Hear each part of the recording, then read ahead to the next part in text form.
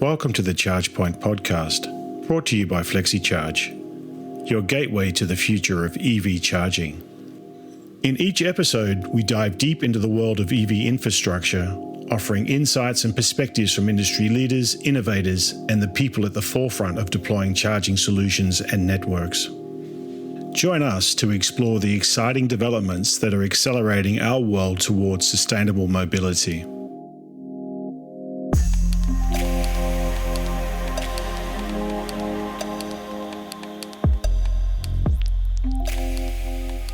Welcome to the ChargePoint podcast. Today, or the other day, live from the Power2Drive trade show. I'm Christoph from FLEXeCHARGE. Here at Power2Drive, we see the industry's movers and makers converge to power the next wave of e-mobility. In this special episode, we're not just bringing you interviews, we're giving you a real sense of what Power2Drive is all about. The energy, the innovation, the networking buzz. Whether you missed it or want to relive the highlights, this conversation will transport you right onto the exhibition floor. You will hear from four sharp minds with distinct perspectives. Olga Rybakova, Sales and Marketing Director at Vega Chargers, shares how a compact Spanish team is scaling fast DC innovation from 30 to 600 kilowatt while solving Southern Europe's unique infrastructure gaps. Francois Parniere, Electric Group Director at TSG Group, walks us through their bold acquisition strategy, integrated energy stack, and the debut of TSG Protect, a product designed to insulate CPOs from market volatility. Annemarie de Jong, Director of E-Mobility Operations at Vattenfall, brings refreshing honesty on what CPOs get right and wrong, the unglamorous realities of DSO coordination, and why loyalty starts with reliability. Finally, Nicola Miori, Product Manager at FLEXeCHARGE, gives a behind-the-scenes look at local energy management, technical aggregation, and how to future-proof operations when the grid says no more power. And because the setting matters as much as the content, I asked each guest, why is Power2Drive such a must-attend event? The answers capture the pulse of a rapidly evolving industry and the value of being right where the action is. Let's dive in. Welcome to the first guest on the ChargePoint podcast here at Power2Drive. I'm on the booth of Vega Chargers with Olga, Sales and Marketing Director. Thank you for having us. Hello, thank you, and I'm really happy to be here today and being interviewed. Thank you for taking the time. So tell us briefly about Vega Chargers. What sets your company apart from competition?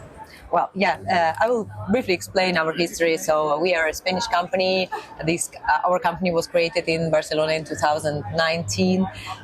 It was started by four founders, and in 2020 we came to the market with our first project, with our first charger designed and produced by our company, which is Olga Gravity. It's a 30 kilowatt DC charger. This is our baby. After that, actually, we were expanding our range, going up to higher powers like 60, 80, 120, 160 kilowatt, going up to 240. And even this year, we took to the market the new product, which is of 600 kilowatt. That's pretty much. Oh, wow. Yeah, that has a lot of power. And so how do you define the space that is yours, your positioning that is different? How do you differentiate from competition? Yeah, I mean, I'm in the company from the very beginning, and I saw the whole evolution, and now I can see that it's very important that all the development is done inside the company. We are here in Power2Drive. We can see many hardware producers around, so we need to be there. We need to have some additional things. We need to have the highlight, and our highlight is to create. We have our own control boards for the DC. We do the coding for the CCS charging and for demo charging also inside the company. More than 40% of Vega Chargers team is R&D guys, very Solid. Talented, intelligent guys who are working hard every day to make our chargers better. Yeah, and anything else that sets you apart? Is it a level of after service, or what are you strong on? That's the point. After service is very important. Actually, we are not a very big company. We are 65 persons in total right now, and continuously growing, of course, but still we are not a big international company. So we focus a lot on the after sales.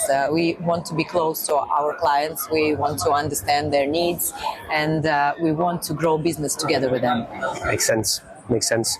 So if you have to summarize the difference between the north and the south of Europe, what would it be in terms of EV charging infrastructure and needs and markets?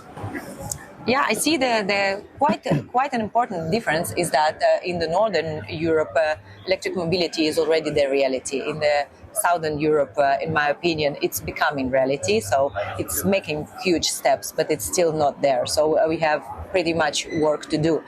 While we see that in the northern countries, many people are able to charge their vehicles at home. So AC charging is widespread over these countries. On the other side, in the southern part, like in Spain, Italy, France, Portugal, there are many people who are not able to charge their vehicle in their own garage. So they need to charge in the public chargers. Here's where public DC infrastructure comes into the game. And also here we start talking about the opportunity charging. It means charging on the go, somewhere, supermarket, whatever. Okay, so yeah, that leads to the question. So what is your kind of segment that you're selling into? What kind of customers are you offering your products to?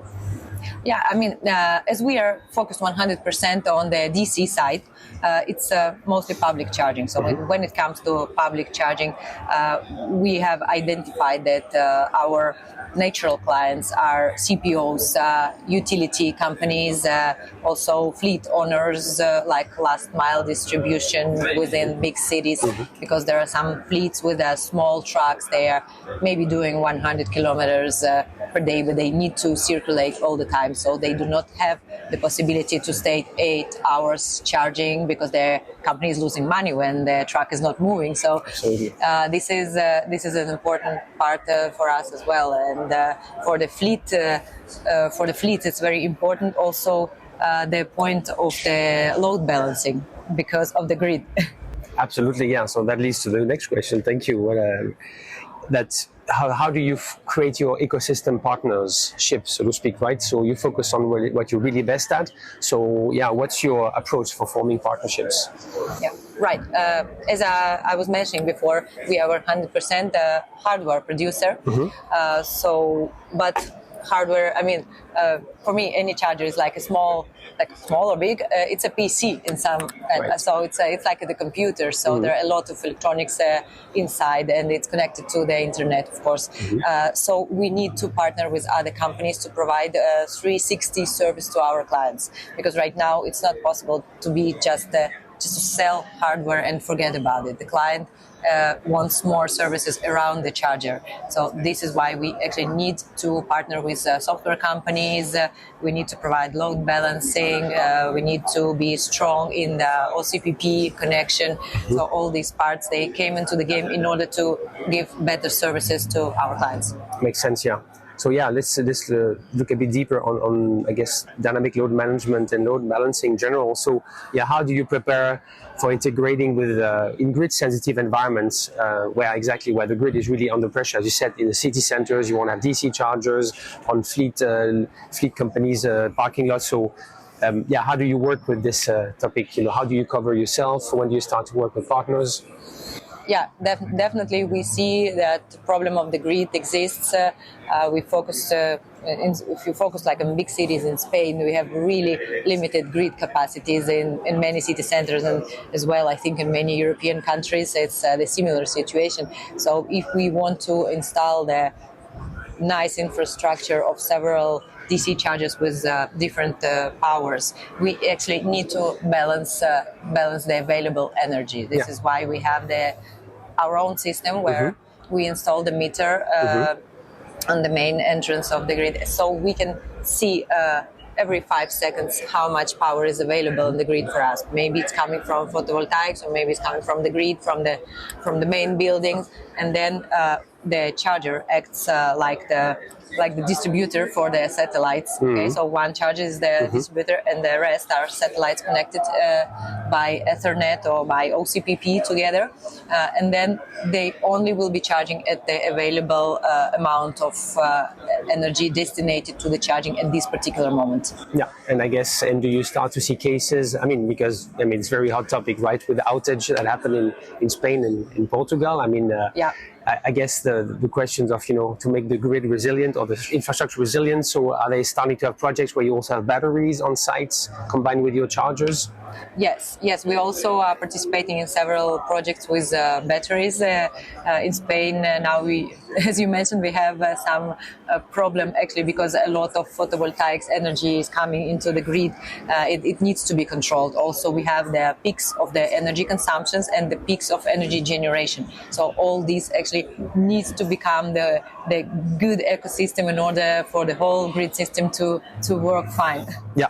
And that's hopefully maybe Harmony, our platform, can help you definitely with this, again, with including solar curtailment, it sounds crazy, but it's, about sending the solar energy in surplus just to the ground, because otherwise it's creating issues, right? So that's something in Holland we see. So, interesting. Probably it will shake things up, I guess, the outage, right? There must be a sense of urgency in Spain now. Definitely. Yeah. So let's look a bit ahead. Where, how do you see Vega Chargers evolving to support CPOs become, profitable? What's your vision? What's your focus? Yeah, I think from our side as the charger producer, its efficiency is very important. As I mentioned before, this year we took to the market the 600 kilowatt solution. Actually, it's a modular solution. It was thought directly for the CPOs, for their business on the highways. It's a big amount of power distributed through up to 10 connectors. And the important thing is that all the available power is never stuck in one connector. Mm-hmm. So any type of vehicle comes to the connector, the charger can detect how much energy it needs in this particular moment. Mm-hmm. So when the charging curves is getting up and then the vehicle is demanding less power, the charger will give less power, and this liberated power will be destined to other connectors. It means that it's very, very efficient use of the energy, and also for the CPOs as our main clients, they can charge efficiently their clients, so they can actually make their business more interesting. Sell more kilowatt hours, right? Yeah, right, and also give better service, so that people are not waiting for several hours there. They have a lot of connectors available, so when you come there, you can charge, and this is very important for the end user, I think. Absolutely, yeah. And the profitability, So Power2Drive brings together, the most influential players in e-mobility. What are some of the main key takeaways from this year's show? Something that you are taking back home or have heard a lot about? Yeah, every year we come to Power2Drive, we go back home with lots of new ideas and seeing what's going on the market. And I think this year, two key points that we saw is the necessity of vehicle-to-grid chargers. This is something that in the mouth of everybody right now, so it's a trending topic. We are also working off this kind of charger. It's not ready yet, but it's in the project, and it will be ready by the next year. And also the megawatt charging is something which is very important to give service for the trucks, heavy-duty vehicles, buses, and so on. But again, I guess you don't have to be too early to the party, right? Because again, MCS is still, not really released. So and same with V2G. So I guess, as a charge point manufacturer, it's about being on time, not too early, because that's also too costly, right? So you have to be lean. Exciting to see when you're going to bring that. Definitely. So and the final word. So anything in particular that caught your attention, innovation, collaboration, conversation that you would like to mention to finish? Yeah, I would like to say that I saw a lot of conversation going on during these 3 days of exhibition, and I think the most important thing I see that we do not see competitors around us. What we see are the ecosystem. So everybody has its work to do. Software companies, EMSP, different types of player within our industries, and I think we all enrich this industry and make it grow together. So what I see is like a big EV family here, and I really like it. So you'll be back next year? Definitely, yeah. Okay, good. Thank you, Olga. And enjoy the last day. Thank you. Thank you very much.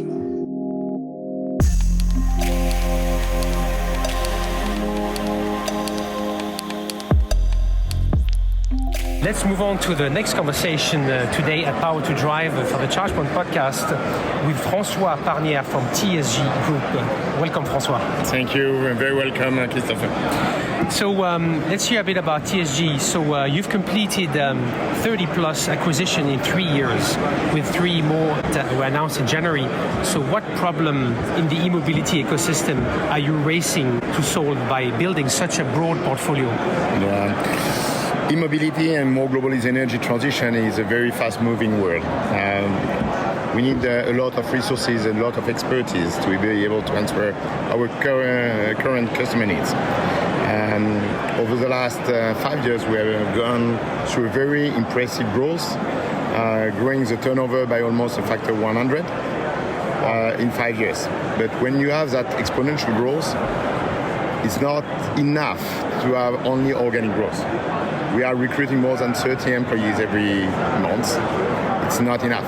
So in order to complement and keep the pace, the one dictated by our customer, we needed to add some external growth lever.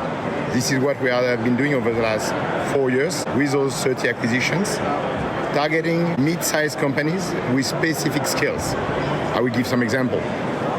High voltage skills, transformer integration, DNO connections, but also solar panels integrations roof rather than utility scale ones. And also some key electrical contractors with dedicated manpower resources in very fast-growing countries like Spain, north of Germany, or even more recently in Belgium and Netherlands. Clear. Okay, makes a lot of sense. So you are exhibiting here under the theme Integrated Solutions for the Energy Transition. So if you had to summarize TSG's differentiator in one sentence to a fleet or a retail C-suite walking the Power2Drive floor, what would it be? We have one stage integrated solution for the customer. We can bring him all the solution in only one piece. This is our differentiator. One-stop shop. One-stop shop solution. Here we go. Exactly, one-stop shop solution makes clear. So we're standing in the hall C6 right next to some of the new hardware that you've integrated. So what's the headline innovation that you're launching or demoing here, and why does it matter beyond the specs? For the last 5 years, we have been bringing new business line, new branch of products on the market. Initially moving from traditional energies to biogas. Now we have been moving to electrical mobility. Last 2 years ago, we brought a new brick, which is solar. So bringing solar canopies and extending them to the roof of our customer. And here we started to face new problems, which is grid connections. So we brought the third business line in the electric field, which is power. High power transformer cabins, but as well battery storage.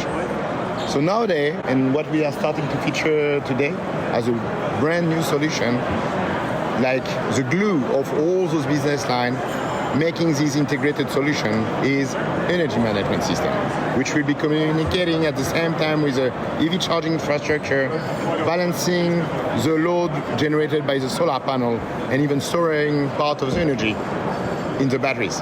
And this is our new product called TSG Protect, in order to protect our customer from the variation of the prices of energy on the grid. Absolutely. Yeah, we totally understand that.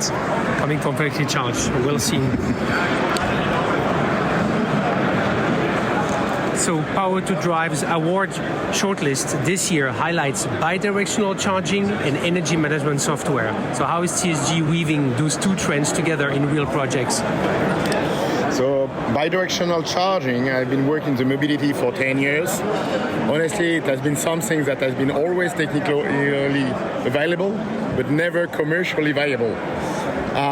It's getting nearer, but it's maybe not yet completely here. We are starting to see maybe the very, very first application on specific fleet, maybe EV truck and e-bus.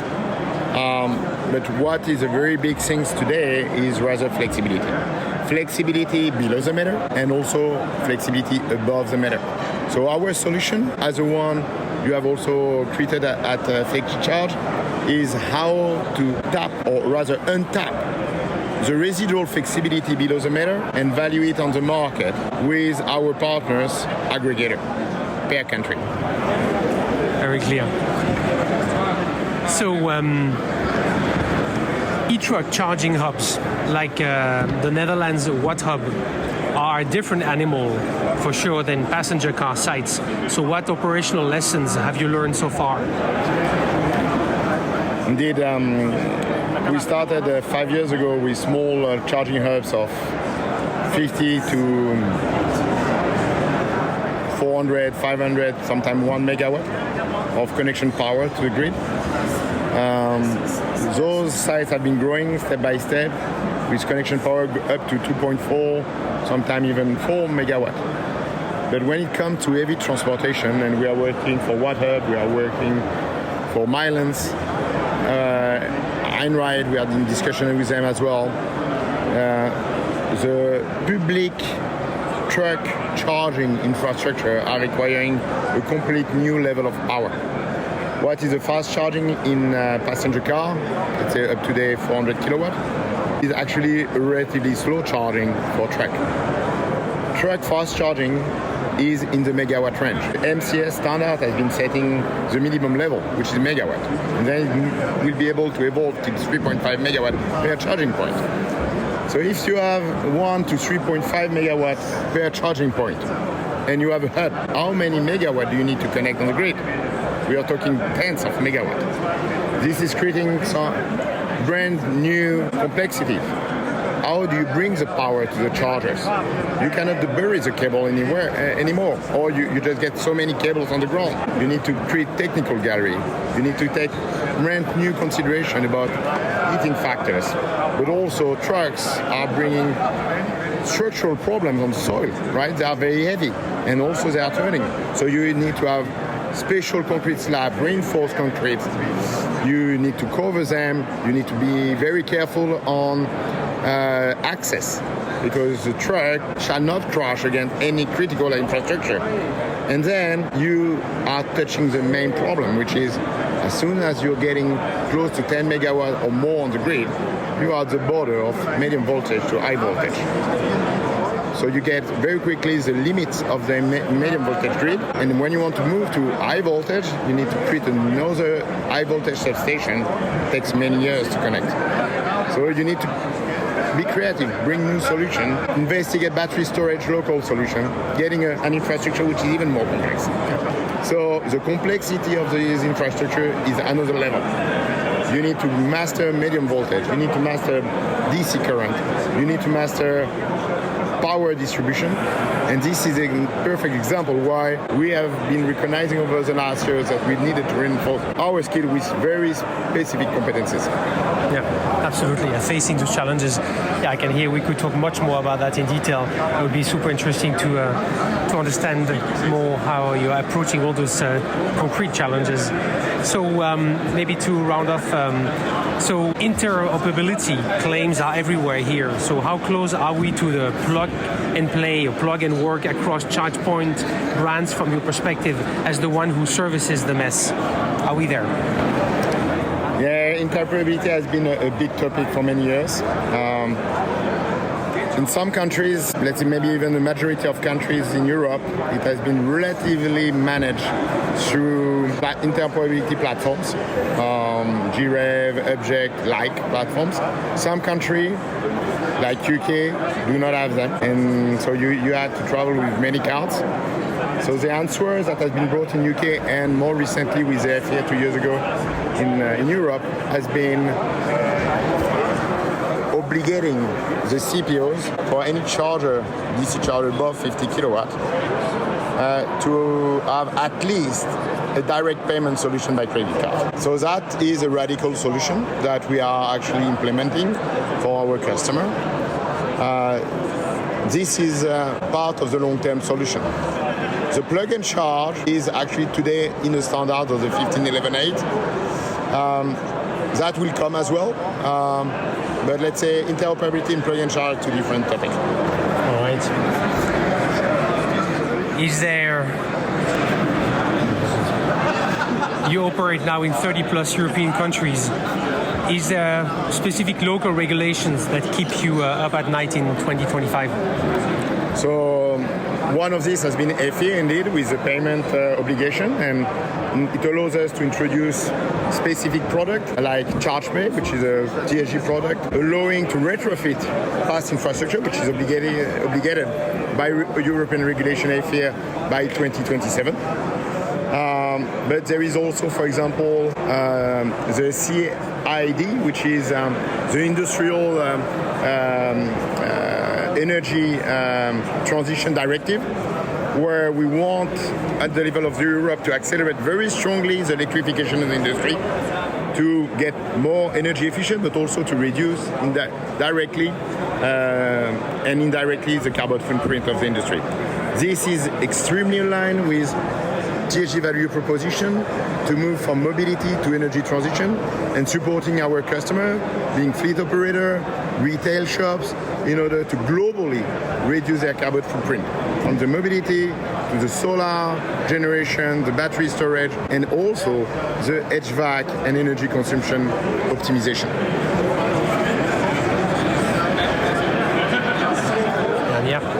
All right, let's round up with I want complete the sentence here for me, please. In 2030, the winning CPOs will be those that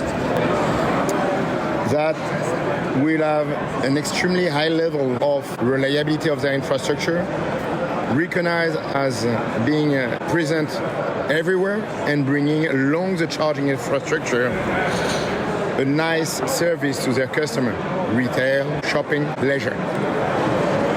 All right, thank you, Francois. Thank you very much. You're welcome.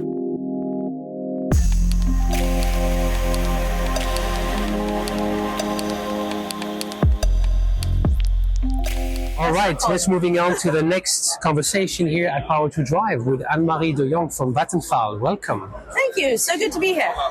So you don't have a booth, I noticed, but you're running around. And so tell us a bit, what kind of meetings are you having this year at Power2Drive? Yeah, so with the team of Vattenfall, we made the conscious decision to not have a booth, but walk around, because we're here to see our partners who install, our hardware suppliers, our software suppliers, and of course it's also all about meeting friends. You know, there's a lot of nice people working in the industry. I've walked around for a longer time, so it's also meeting up and seeing each other again. Yeah, absolutely. I can see that. I've been shorter than you, and I love to come to these places. You meet so many nice faces. I agree. So can you tell me a little bit, what do you think are the hot topics this year? What is being discussed when you're having meetings, when you ask about trends, or what do you see people discussing? So trends, maybe the first astounding thing. So maybe the first astounding thing that I found interesting when I was at the fair. We speak so much about truck charging, but it's not so dominant in the presence of the fair. Right. So that surprised me. What we also see as a trend, and what I see, wait, I'm going to stand a bit aside because I only hear his voice. What I also saw is that there's a lot of DC, way more than last year, but all of the C kind of looks the same. So there's not a lot of differentiation, I find, in the market. And of course, that makes sense partially. But how do you position yourself differently? That's not very clear. We see a lot of Chinese parties, and I mean we say that every year, but this year again more and more Impressive. Chinese. And from a quality perspective, also really looking good. So also that's something to bear in mind. It's interesting where the trend goes. You do hear a lot of people saying we want European products for our customers. So interesting what that will mean. But yeah, and it's full. It's full. There's the atmosphere is good. There are people there who weren't there last year, who are here again. It's a bit of a moving and shaking in the industry, but you notice that the spirit overall is more upbeat than last year. Yeah, and what about bidirectional charging? I mean, there's a stage dedicated to the topic. Where are we? How do you see it? I see that in Germany, it continues to be this, I call it theoretical discussion with Mobility House doing a few things, but not really getting off the ground. Whereas in other countries, there's bigger steps, but it's not taking off as much as we want to. I think we still need a few technological steps for that, and maybe also more public acceptance. Yeah, yes, and really a coordinated approach from the whole ecosystem to move at the same Speed, pace yeah. and pace. Right? Yeah. So I heard that you were part of a live panel at the Charging Night event on Tuesday in Munich, invited by BayWa. Can you tell us a bit more about this live panel discussion? Yeah. So the panel was really about the real life of the CPO and what you see there and how is it going and what we're facing. Interesting was, I mean, what I spoke a lot about is operational excellence. You know, I think, how do you quickly, efficiently roll out? What do you focus on? How do you bring the structure in? But also, what are the challenges? I mean, Germany with all the DSOs, it's a challenging job and it remains challenging.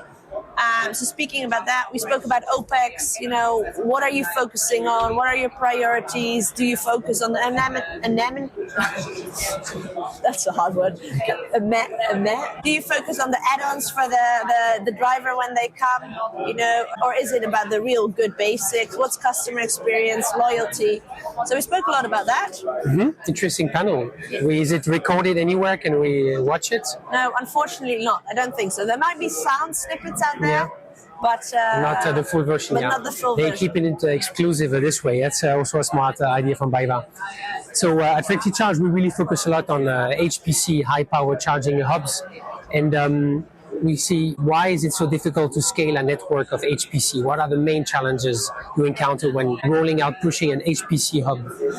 So building is always hard, right? If you build a house or whether you construct HPC, of course you can standardize a lot. You know, we've invested a lot in standardizing processes, but there's always this odd percentage which is special. Building permits, it's everywhere different. DSO requests, everywhere different. Transformers, everywhere because of the DSO, a bit different. Finding good partners, of course we have a set of partners, but still, do they have the capacity, the right man people? It's people work, so also there, you know, it can't always be done. People make mistakes. And it's also sometimes what makes it hard sometimes is that the customer changes its mind. You know, they want it, then the site owner doesn't really want it, but then wants to tweak it around. So it's not like the moment you sign it, it's a done deal.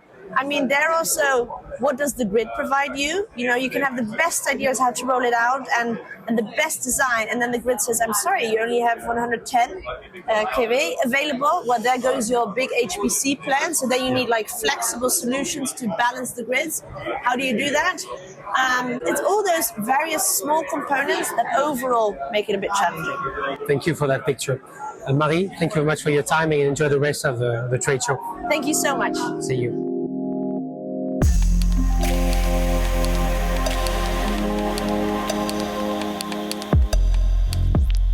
Moving on to the last conversation for today at Power2Drive, closing in on this Friday, and I'm together with Nicola Miori from FLEXeCHARGE. Hi, Nicola.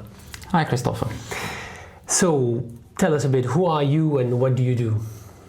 Well, first of all, thank you very much for inviting me to the podcast. I've been looking forward to this moment. My name is Nicola Miori, and I'm product manager at FLEXeCHARGE. I've joined FLEXeCHARGE over a year ago now, I believe. Tell us a bit more about product management at FLEXeCHARGE. What's your key focus? Well, my key focus is to make sure that we're always at the forefront of EV charging technologies. Of course, we are quite a young company, so you get to experience a little bit of everything in the product life cycle, right? So from talking to customers and getting to know the latest trends, to deal with technological challenges with our developers. So it's quite exciting. Absolutely, I can imagine. So what is FLEXeCHARGE showcasing this year at Power2Drive? Why should people have come to the booth, and what did they miss? Tell us.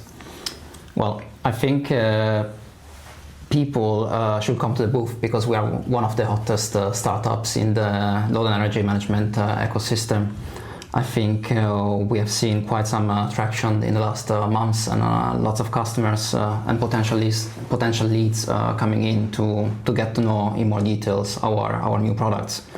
What we are displaying now at Power2Drive is definitely our local controller, also called Gateway, which enables dynamic load management on the site.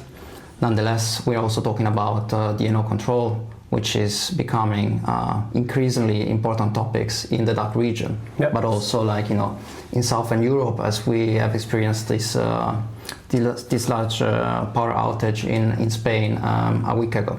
Right, so DNO control, you mean grid management control, so can you just elaborate just briefly?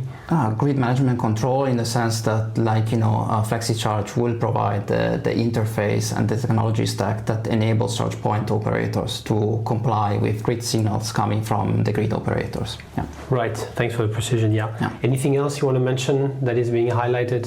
Of course, we're talking about flexibility and energy management, both areas that we're looking into at FLEXeCHARGE. And I mean, there is a lot of inspiration as well as competition here at the booth and around us. So it's a good place to be to definitely get some benchmark from the market. Yeah. So walking a bit around, and if you to share a bit with the audience that maybe hasn't been at Power2Drive, so what are the hot topics that you have spotted here at Power2Drive so far? There are quite some topics that we could cover, but maybe just to be brief for the sake of this episode, I was actually quite impressed by the amount of effort and attention that I can see in the area of batteries optimization. And when it comes to that, especially between the different roles that now have been shaped in the ecosystem, right? So now we are talking about companies that only do multi-market optimization of the battery, right? So how to utilize these assets in the most effective way for trading purposes, and also companies like FLEXeCHARGE, for example, that do operate as technical aggregators. So companies that don't really concentrate on the trading, but more making sure that the trading signal are well received by the batteries themselves, and provide this with this interface that connects the trading companies with the batteries in a very smooth way. Yeah. And has that sparked some reflection on your side as a product manager? Of course, I would say that in general, FLEXeCHARGE, but companies should concentrate or focus on what they're good at, and try to outsource or partner up with companies that have other competences and capabilities, right? So from a FLEXeCHARGE perspective, when it comes to batteries optimizations, we don't really want to go into the multi-market optimization and the trading side of things, but we have built an abstraction layer that enables our customers to interface with the battery in a very smooth way via different interfaces such as MQTT, API, and Modbus, right? And that's where we want to be relevant, and that's the value that we know we bring in the value chain. Makes sense. So to round up, so why should EV charging professionals go to Power2Drive? What those who haven't been there yet? Yeah, very interesting question.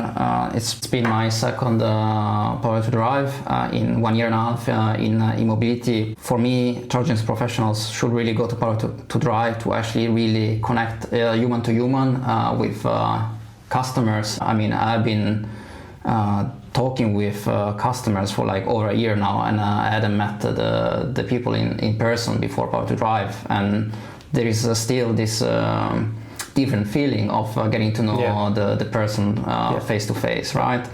Also, once you're in the process of establishing a new partnership, or it could also be a potential lead, I think it really makes a difference to get to know the person in real life, so to say, and get a feeling of how the person is and what's the ambition of the business, right? So for me, it's really establishing this peer-to-peer connection that makes a huge difference. Yeah. And what happens at the end of the day? Is there something to mention? How long does the program extend? Yeah, I mean, Power2Drive is a quite hectic and demanding exhibition and conference, I will say. I mean, as FLEXeCHARGE, we were present since Tuesday, where our founders were at the charging night, right? And then the exhibition extends over Wednesday, Thursday, and also Friday. It's 3 intense days, both at the booth. A lot of interesting conversations. good ideas, inspiration from competitors, potential partners, but also the work doesn't really stop there. It's a nice opportunity to also like mingle in the evening and like also have why not a little bit of party, right? Yeah. So absolutely, yeah, definitely. We can't hide that. For those who are in the Power2Drive, you missed some parties on the Thursday night, that's for sure. All right, Nicola, I'll let you go on your soon-to-be weekend. Thank you very much for your time, and see you around. Yeah, thank you, Christopher. Pleasure.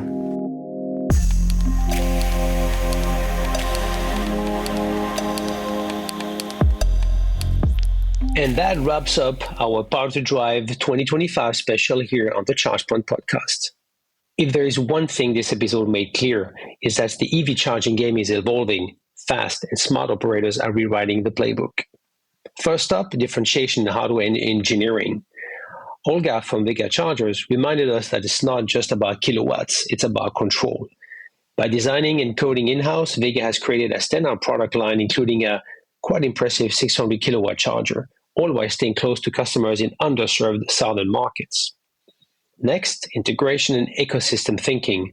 Francois from TSG Group pulled back the curtain on what it means to be a true one-stop shop, from transformers to solar to batteries, and how the new TSG Protect is a game changer for shielding customers from energy market volatility. Then, operational excellence at scale. Annemarie de Jong of Vattenfall brought clarity to the core question every CPO should ask: are you investing in flashy features or getting the basics right? Her take on OPEX focus, DSO complexity in Germany, and the real meaning of reliability hit home hard, if you ask me. And finally, profitability through energy intelligence. Nicola from FLEXeCHARGE showed how flexibility isn't just a buzzword, it's a business model. From DNO control compliance to battery integration, Nicola highlighted how load and energy management is becoming the profitability lever CPOs can no longer ignore. All four conversations point to one truth: the leaders in this space aren't just reacting to change, they're anticipating it, engineering for it, and building partnerships to thrive in it. In this episode, if this episode got your gears turning, share it with your team, your grid partners, or anyone wrestling with how to scale smarter. And give us some nice reviews and some comments, much appreciated. Until next time, keep your charge high and your vision even higher. I'm Christoph from FLEXeCHARGE. Thanks for listening.